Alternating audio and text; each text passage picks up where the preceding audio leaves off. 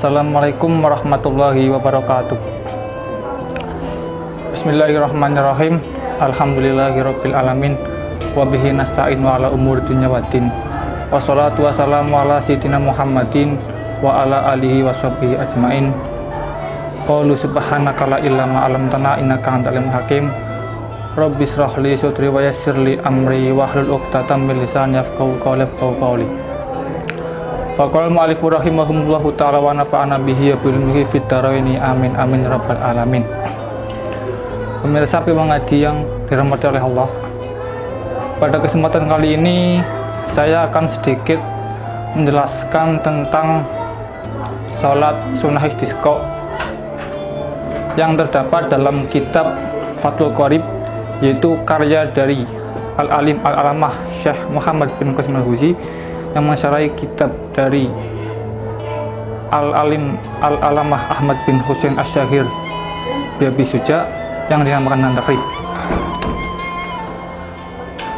Dalam redaksinya beliau mengatakan bahwa sholat istisqa itu disunahkan ketika seseorang itu sedang mengalami masa paceklik atau masa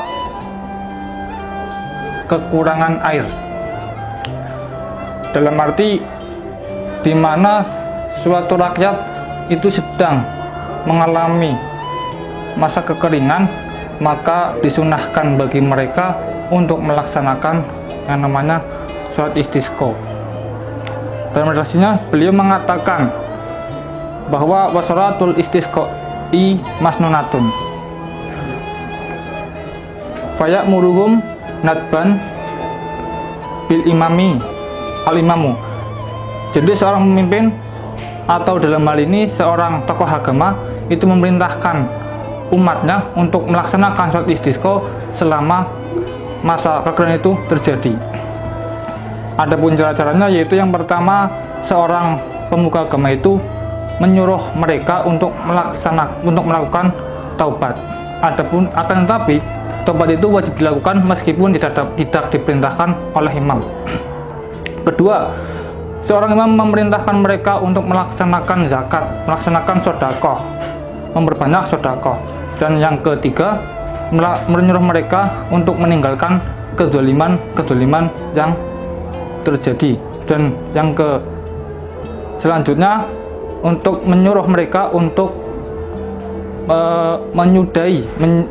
menyudahi pertikaian yang terjadi di daerah kekeringan tersebut.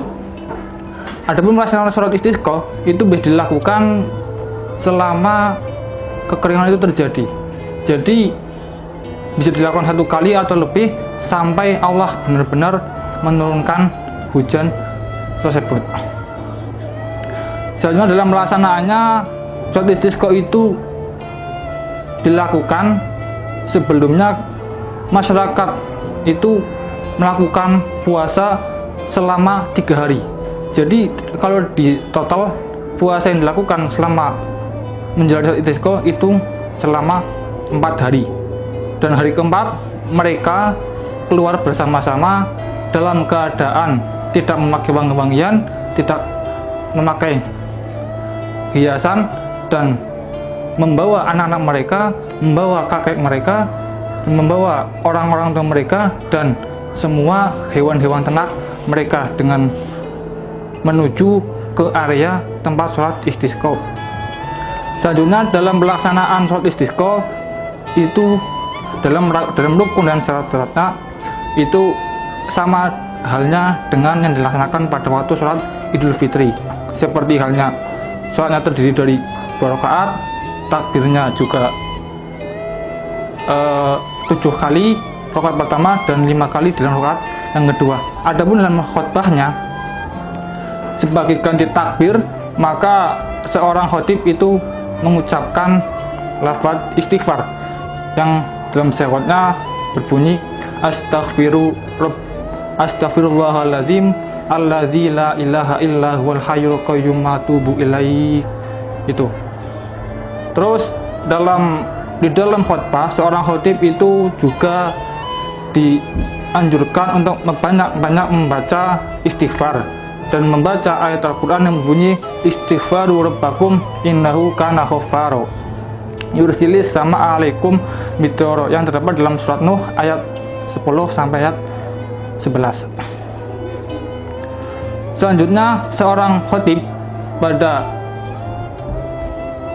tengah-tengah khutbahnya itu hendaknya untuk mengubah sorbannya dari kiri ke kanan dan membalik sorbannya dari bawah menjadi atas.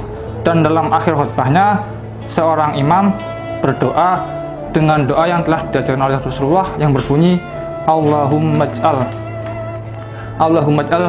suqya rahmatin wala taj'alha suqya azabin wala mahkin wala balain wala hadmin wala harakin. Allahumma ala tarabi wal akam wa manabiti syajari wa butunil audiyah.